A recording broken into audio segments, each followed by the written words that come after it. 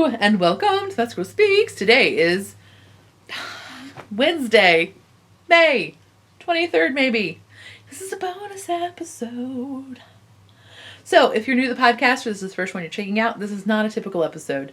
What I'm going to do today is talk to you about a finished object that I've recently completed, my Doocot sweater. And so I will be talking exclusively about that.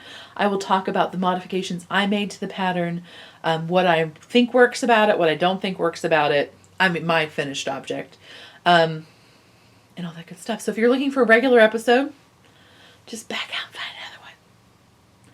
But anyway, so I want to do these finished object videos, not necessarily for their value in the moment, but for their value perhaps in the future. So like if you're thinking, like, you know, in 4 months' time you decide, oh, I totally wanted to knit that Ursa sweater. She did some episode about it where she talked about something that I thought, oh, that would be helpful to me. That it'll be much easier to find this way. Or also, the benefit is to me that I typically modify my sweaters all in the same way. And so sometimes I feel silly telling you about it during a regular episode because you're like, yeah, we've heard this a million times. So I feel like if I put it in here, it might be more helpful to you because, again, you may be specifically thinking about knitting this object. So that's a little bit about why I'm doing these bonus finished object videos. If you find them helpful, if you enjoy them, send lots and lots of mental butterfly messengers of thank you-ness to people who contribute to the podcast via PayPal or via Patreon. You can find out more information on patreon.com/thefatsquirrel. But they are the folks who give me the actual real life human dollars. This is not Bitcoin. It's actual dollars that make it possible for me to devote the amount of time to these episodes and to the creation of product for these episodes that made that possible. So thank you. Yeah. Okay. So this episode is going to be about the Doocot by Kate Davies. This is the photo as per the Patrone.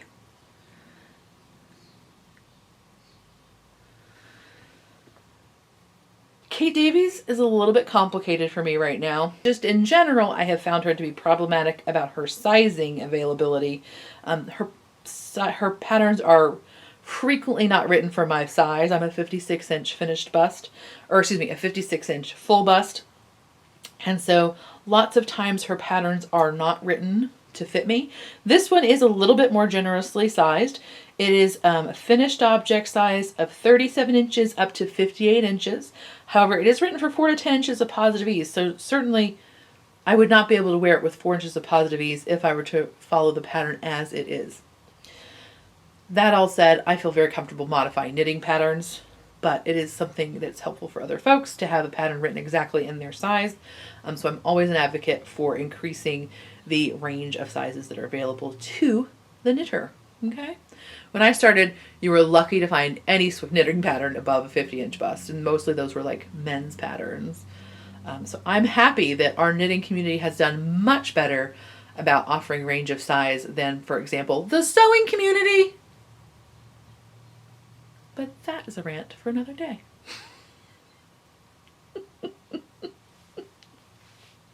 So here's a finished object.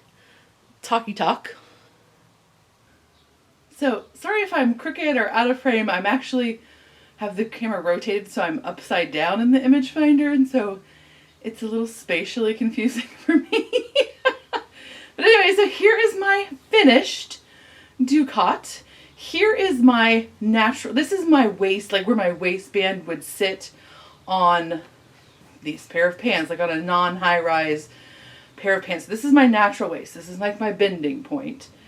This is the bottom of my underwire right here.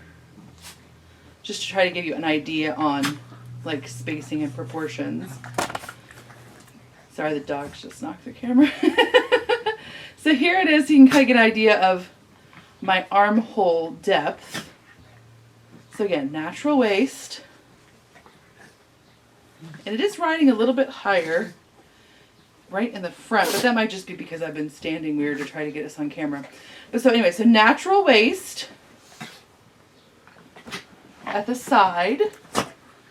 So it really is almost, I mean, it's really just like maybe 3/4 of an inch shy of my natural waist, I want to say. Because it is actually, so in the back, yeah, it's maybe, it's probably more like 1/2 inch shy of my natural waist. In the back, there is my natural waist. And then, what else? There's my bra strap, if that helps you get an idea. Yeah, that's my bra strap line right there. There's from the back. Sorry, it's a black sweater, so it's a little bit of a trick to try. I hope you can get any sort of detail at all. So there's a good the sleeve length. So it covers up the join right about there. Sleeve fit. I would say it's probably got maybe 1/2 inch of positive ease with no stretch at all. So the fabric completely relaxed. There might be 1/2 inch of positive ease at my bicep line. And really, you know, not too much. Here there is a little bit, I don't know if you can tell it with the light. Yeah, you can tell it from there. There is a little bit, there is like a pretty hard decrease right before you start the ribbing for the cuff. So on her modeled picture, her sleeve kind of looks, maybe not that short, maybe again, very bracelet length. So I think if you did a bracelet length, it wouldn't look that blousy because you'd have more volume in your arm, or at least I do. I don't know how you're shaped. I have more volume in my arm right there, so it kind of like negates that blousy effect. But with it a full length, there is a little bit of a, so without it being stretched, there's probably 2 inches for me of positive ease there. So I don't know, just try to give you an idea. So yeah, there it is. Ta-da! Okay, it's kind of funny to do the ta-da when I'm not even in the camera shot. Ta-da! Oh, the other thing I really like about the cropped sweater is, so this is my, I should have said this. This is my painted portrait dress. I feel like I just flashed you, and I kind of did. This is my painted portrait dress, which by the way does not come up to my size. I had to grade it 14 inches or something crazy. Pattern size, people do better. Just putting that out there. But anyway, it's the painted portrait dress, and I do really love it. There's a reason I took the time to size it up, grade it up, because it is a very wearable item for me. But one of the things about it is because of the way the pockets, where the pockets hit, you can see they kind of hit at that like 2 inches below the waist, maybe 3. Yeah, probably 2 inches below the waist. So they kind of hit where a lot of cardigans hit. And so when I wear a regular cardigan with it, it's like these pockets and the hem of the cardigan are competing. And so I have to like kind of push the cardigan up to put my hands in my pockets, or the pocket wants to like stick out in a funny way with the, I don't know, it's because, you know, the sweater kind of usually pulls in a little bit, it's hem, so then this kind of blouses out more. So I really love the cropped sweater or the cropped line with this pocket option. And my pocket placement on my other things like my Audacier, well, I can't think of what it's called right now. But anyway, a lot of the pocket placements are kind of, well, again, they're just naturally at this level because this is a comfortable level for pockets in a tunic. Sorry, I'm off center for you. And so I really love that this does not interfere with that pocket line. And so I can access my pockets like I want to. So yeah. Ta-da! And yet it is still quite a bit longer. You know, I showed you like the actual bottom of my bust, but it doesn't pull in that much. So you don't, but like, you know, from where it stops like being stretched across my bust, is a good amount of inches left. So it doesn't feel as much like a yarn bra like as it would at that length. So anyway, I don't know if that's helpful to you, but there it is. Ta-da! And then let's talk about a little bit about what modifications I made. Okay, so this is a raglan cardigan. So it's top down raglan. Typically, your raglan cardigans, you're going to increase every other row, raglan cardigan in the round, Standard rate of increase is 4 stitches every other, 8 stitches every other row. You're increasing on either side, or both sides, excuse me, of 4 points. You have a point here, and then the back. Those 2 same points, mirror back. So typically you're increasing every other row. What I generally do is I cast on for my upper bust size. I'm a 46-inch upper bust. Y'all are going to know way more about my measurements than is reasonable, but whatever. Normalized fat bodies. So I cast on for that size, and then typically what I do is halfway through my yoke, so even though this is a raglan, there's still a yoke of a sweater.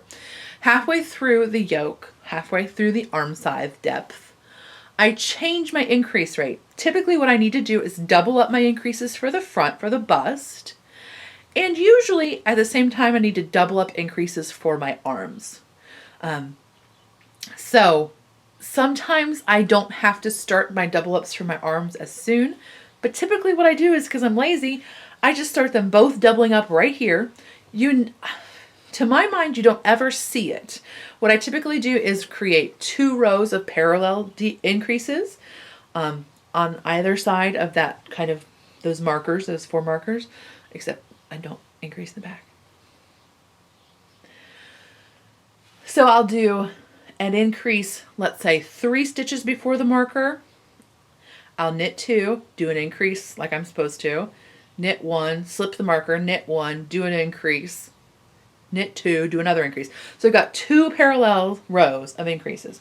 When the sweater is lying flat, typically it'll kind of look like there sometimes looks like there's a little bit of bubble, like it'll look a little bit like when it's laying flat, it'll look like it kind of wants to mountain up a little bit, like tectonic plate style.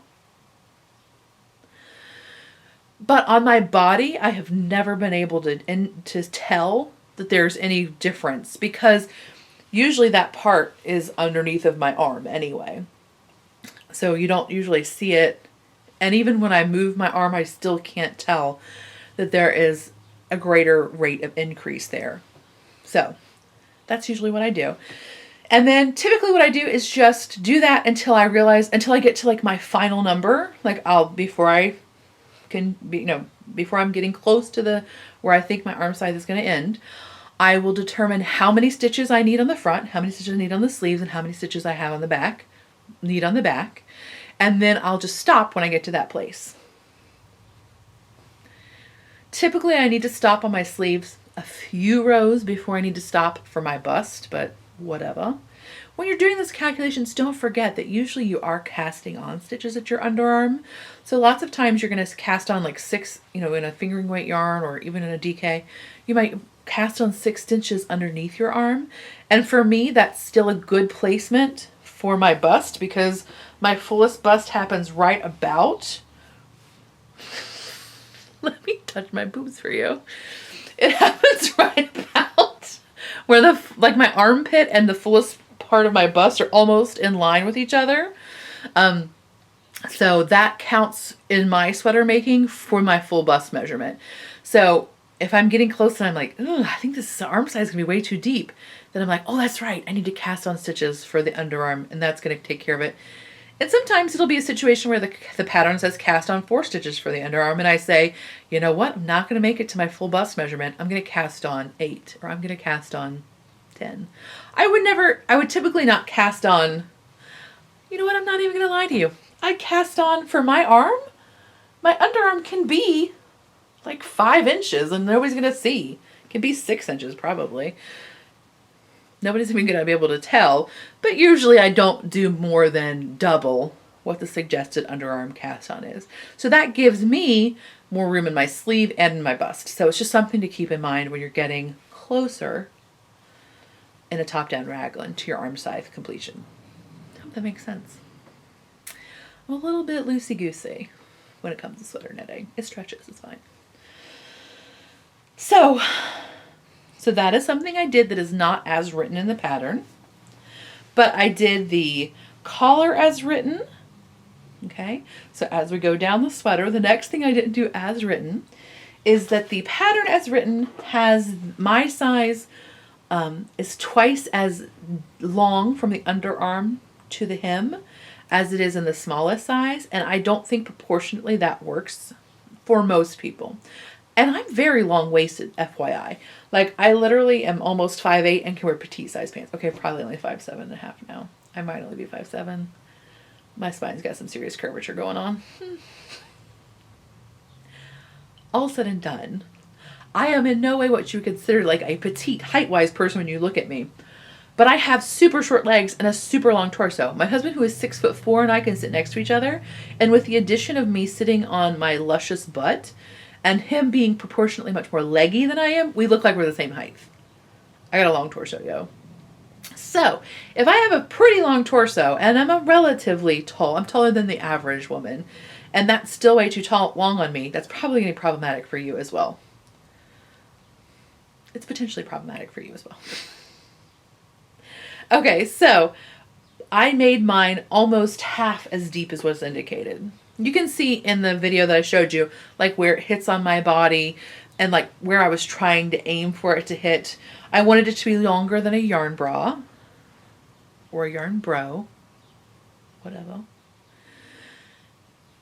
I'm totally watching Seinfeld again. Enjoying it more than I should. But I wanted it to be shorter than my natural waist, even if just a little bit, which is about what it is. So that was significantly shorter than was indicated. I also added a few rows of short rows in the bust. Now, I usually do not do short row bust shaping.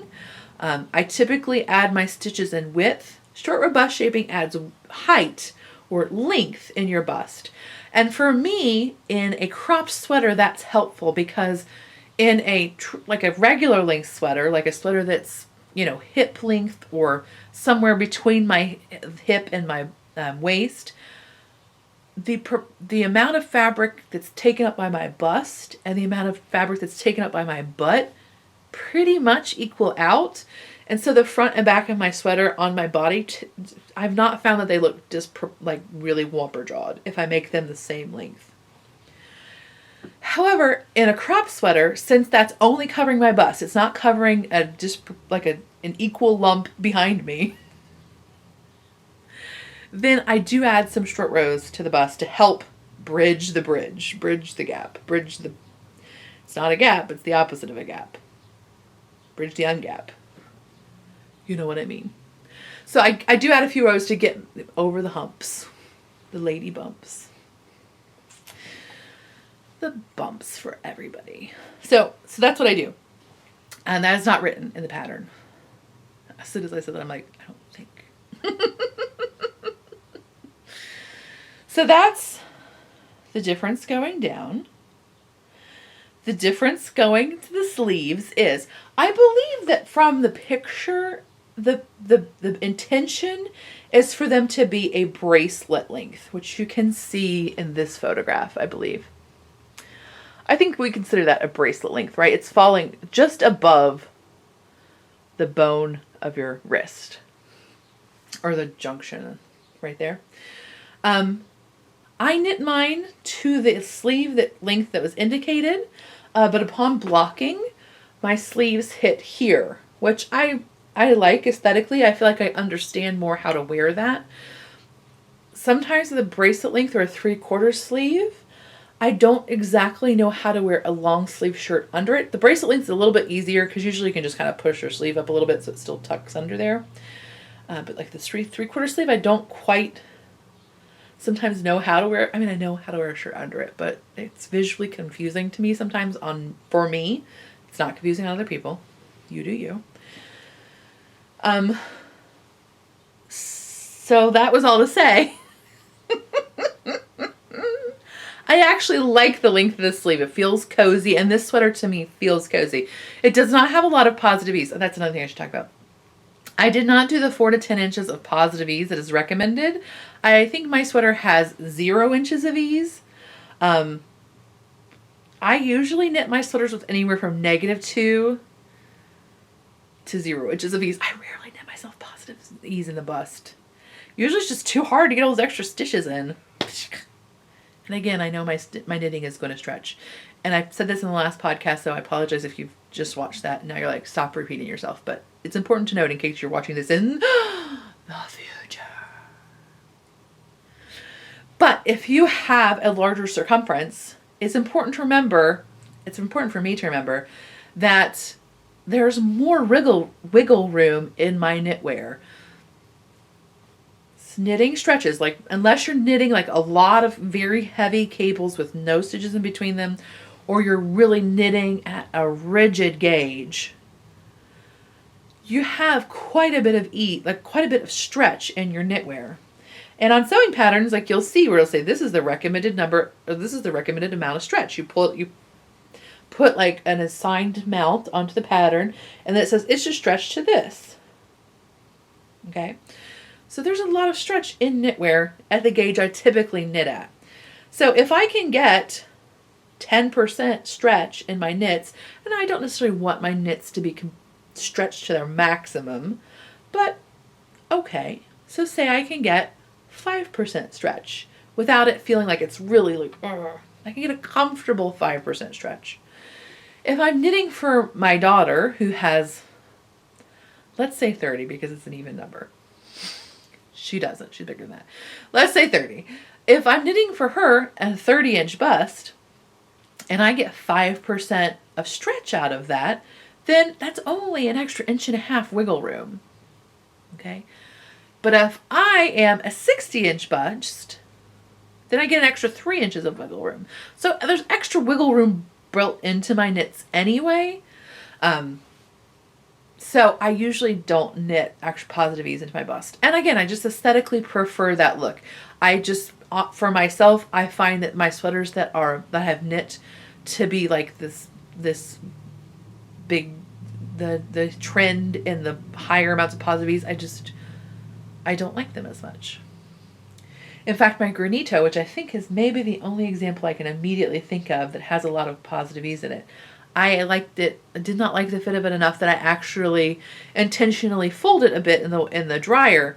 Now, when you're shrinking something in the dryer, you're usually not going to shrink as much in your horizontal measurement as you are in your vertical measurement. Okay, so that's important to remember. So it doesn't necessarily shrink it in horizontally, but it cropped it a little bit, so it's a little bit more like right at waist level. And so that, to me, I don't know how to explain it, but I just like that look more. So anyway, so yeah, probably on paper, 0 inches of ease. Yeah. Okay, what else? Maybe an inch. Can you tell I don't even know? Like, yeah, it's close. Fine. Because of the way I knit the sleeves, because they're not bracelet, I showed you on the video of me in the full view. Because of that, I have a little bit more. This is more apparent. This faster decrease to the ribbing is more apparent because if this cuff were, of course, higher up on my arm, it would be stretched out a bit more, and so you would have less of a difference there. But I don't dislike the way it looks, and of course, if I don't like it, I can always take the cuff out and move it up a little bit. But at this point, I'm going to leave it the length it is because I think I will enjoy it quite a bit. It feels cozy without feeling super oversized. It feels very, because it's like touching you in less places, I guess, maybe. Or maybe it's because it's not touching you as much, touching me, I don't want to say you, touching me as like on my stomach, or like maybe places that you traditionally feel a little bit more self-conscious about. It just feels freer in the crop length, which I think is really fun. Things I did not like about the pattern as written, it did not bother me as much. But for example, when you pick up for the neckline, it just tells you a straight number of stitches to pick up. And I don't like that. I do like when it tells you to pick up 2 for every 3 stitches this way and 3 for 4 that way. And you should have, approximately this many. I do prefer a little bit more guidance. For me, it's okay. But I can imagine for a newer knitter, that would be more complicated than necessary, I guess you could say. But so yeah, I really dig it. I'm going to see how, I haven't worn it much because of course it's spring and now it's been cool enough the last few days. I haven't worn it much, so I can't attest much to the yarn. in how it wears, but I certainly enjoyed knitting it. This is the Harrisville Designs Nightshades. So this is their line of mostly black yarns with a slight color overlay, I guess is the not exactly accurate, but so this is the Insomnia colorway. It has a slight olive cast, and you can see it when you look very closely. You can see that there's just a few. I mean, who knows? Is it 5% of the olive color that's been put in with the carding process? And so you get a black from a distance. It reads as a warmer black. Now some other things do have a blue cast or a purple cast, but especially this one just reads as a nice warm black from a distance. And so I really dig it. It was very pleasant to knit with. I always love knitting with this kind of texture of yarn. It is very comparable, for example, to a Brooklyn Tweed Loft or Shelter. It has that characteristic where the plies themselves have less definition. So when you look at them next to each other, so this is Loft, Brooklyn Tweed Loft in the Nest colorway. This is Harrisville Designs Shetland in the Mustard colorway. These are both spun at the same mill on the same equipment, I imagine. I guess I shouldn't say that definitively. But you can see that there's much more ply definition of the plies in this one than there is in this one. And I suspect, don't know, that that's because this probably has a shorter staple length. The fibers themselves are probably a bit shorter than they are in the Shetland. But it does really create a really lovely texture. Of course, that's not the Nightshades, but it's pretty close. And you can see it a bit better because the Nightshades is so dark.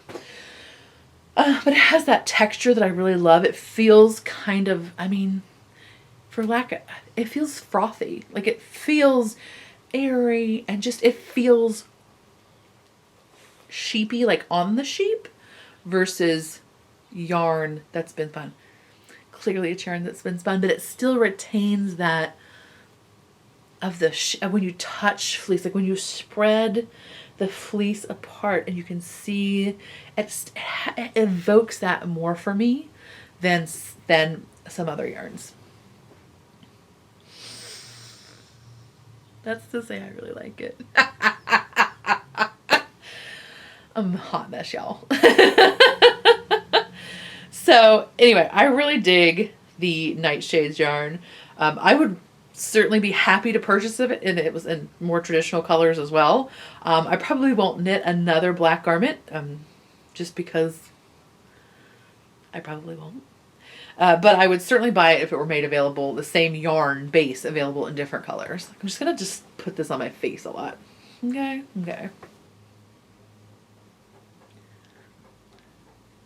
So yeah, to sum it up, I'm really happy with the aesthetic of the pattern itself. I like the changes that I made. If I were to make it again, I probably won't because there's so many fun crop sweaters out there. But if I were to I wouldn't necessarily be against making it again. What would I do differently? I actually don't necessarily think I would do anything differently. I might make the sleeve an inch or two shorter, but I won't say that definitively.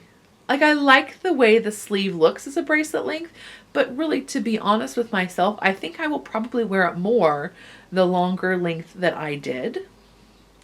So I don't know that I would really change anything about how I made it. I liked it. It was very enjoyable. I will say that plain stockinette goes a little bit slower for me. So it's helpful if there is some sort of color texture or actual physical texture in the pattern.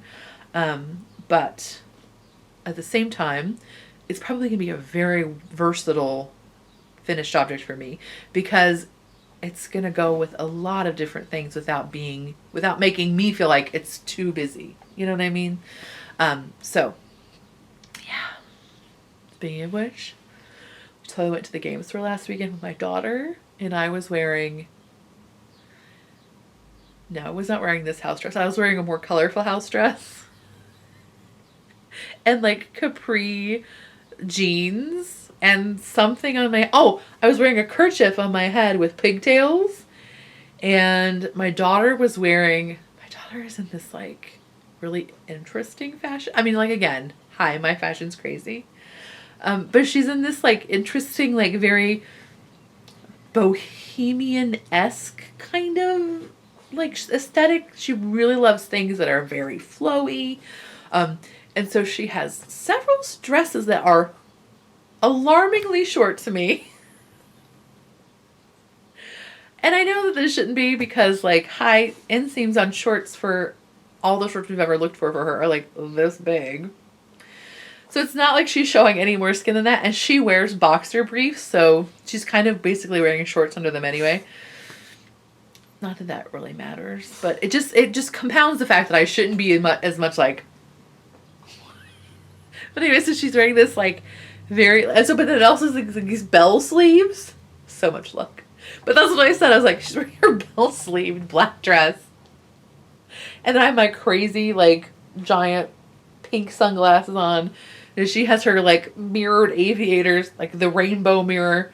I was just like, dude, we are a lot of look. We might even be more look than the game store is ready for, which is saying something.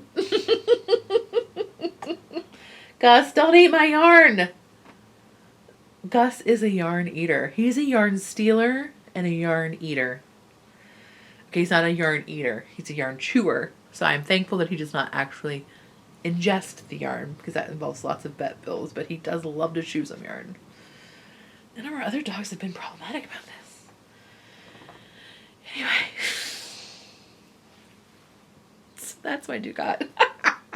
I'll talk to you next time. Bye!